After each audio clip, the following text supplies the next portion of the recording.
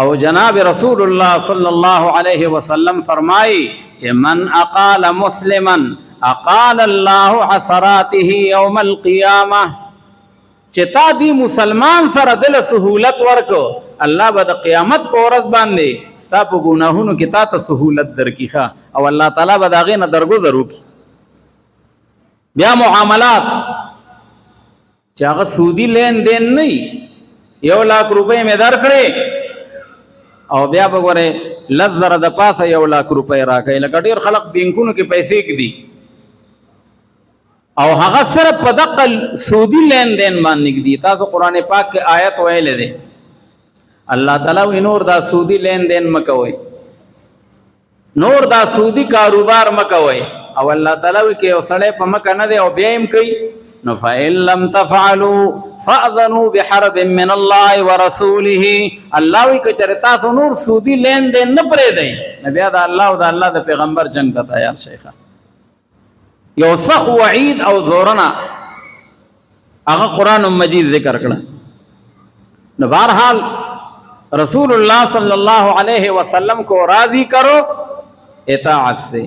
او نمبر 3 مخلوق خدا کو راضی کرو خدمت سے. مخلوق خدا کو دا ټول راغلل، مور او پلار پاغي کې سر فرشتي ښه دا الله مخلوق دی، خصوصا چې هغه سپینګیری شي او هغه بوډۍ سپین سري شي او بیا یو بچه پاغي باندې جنت اون غټي ختم را خدمت اون کی.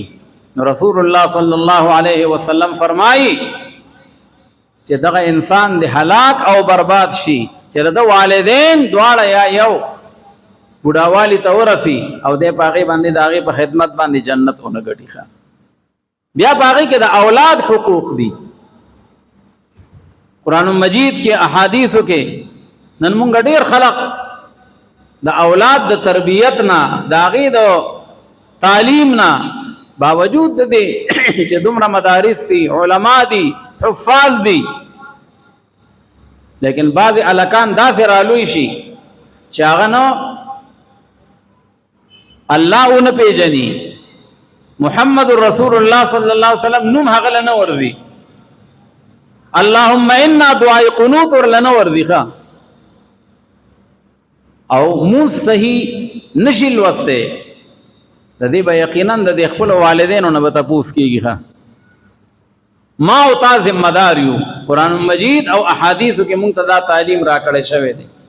حضور پاک صلی الله علیه وسلم او فرمایل چې مروا صبیانکم بالصلاة اذا بلغوا 7 واضربوهم اذا بلغوا 10. او زما امتیانو وی تاسو خپلو الکانو ته او خپلو بچیانو ته د مانځه حکم کوئ چې کله هغه د 7 کالو شي. چې د 7 کالو شو ورته بچې جمعات ته ځه، بچې مانځله راځه ما سره مانځله. او چې د 10 کالو شي او مونځ نه کوي نو بیا ترې څپېړه وباسئ. حالانکه په 10 کالو کې هم لا ماشوم مکلف نه دی، ماشوم باندې لاموس فرض نه دی، روزه په فرض نه ده، خدا او تعالی ټریننګ دی قرآن او حدیث ورکوي.